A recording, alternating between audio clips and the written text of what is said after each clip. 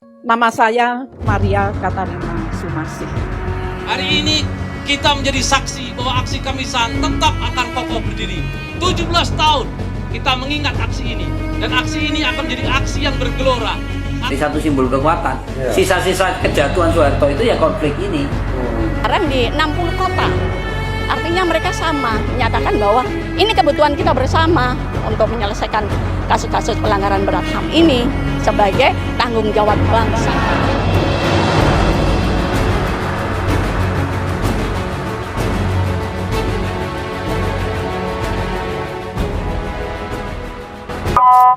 Hari ini Kabinet Menteri pilihan Jokowi sudah disahkan.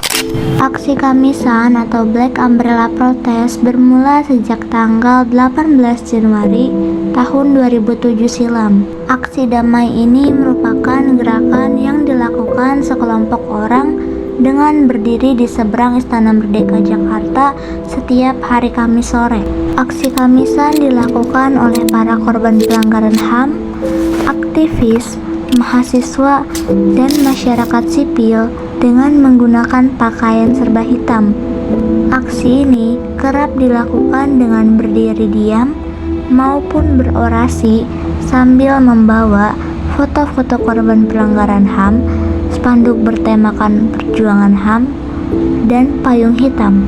Aksi ini diinisiasi oleh Ibu Maria Katarina Sumarsih yang merupakan ibu dari almarhum Bernardus Realino Norma Irmawan atau Wawan, serta Ibu Suciwati yang merupakan istri pejuang HAM almarhum Munir Said Talib, dan Bapak Bejo Untung yang merupakan perwakilan keluarga korban pembunuhan dan penangkapan tanpa prosedur hukum pasca tragedi 1965. Aksi Kamisan terinspirasi dari aksi damai sekelompok ibu-ibu di pusat kota Buenos Aires, Argentina yang tergabung dalam Association Madres de Plaza de Mayo.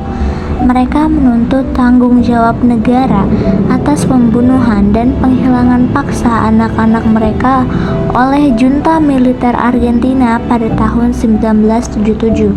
Seiring dengan berjalannya waktu, aksi Kamisan kini berkembang menjadi gerakan yang dilakukan secara konsisten setiap hari Kamis. Tak hanya di Jakarta, setidaknya sudah 60 kota se-Indonesia ikut menggelar aksi ini. Lalu, apa yang menjadi tujuan dari aksi Kamisan ini? Aksi Kamisan digelar bertujuan untuk menuntut penyelesaian peristiwa pelanggaran HAM berat di masa lalu yang tidak kunjung tuntas kepada pemerintah Indonesia.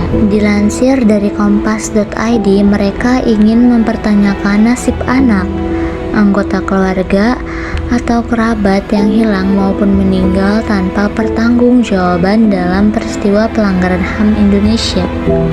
Para peserta aksi Kamisan pernah bertemu dengan Pak Presiden Joko Widodo, namun pertemuan tersebut dilakukan secara tertutup dan dilakukan di Istana Kepresidenan Jakarta. Ini merupakan kali pertama mereka bertemu dengan Pak Presiden Joko Widodo sejak menggelar aksi ini di tahun 2007 silam. Ibu Suciwati juga menegaskan, aksi Kamisan dilakoni setiap minggu demi memperjuangkan keadilan. Namun, korban dan keluarga korban justru menjadi komoditas politik bagi calon pemimpin dalam meraih kekuasaan. Sementara itu, Ibu Sumarsih menyebut pihaknya terus melakukan aksi tersebut sampai negara memberikan penyelesaian secara hukum bagi pelaku pelanggaran HAM berat di Indonesia.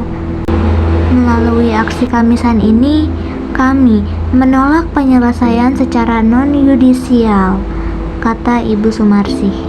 Pada hari Kamis tanggal 16 Januari tahun 2025 lalu, aksi ini memasuki tahun ke-18. Selama belasan tahun, mereka menunggu penyelesaian kasus-kasus pelanggaran HAM yang mangkrak.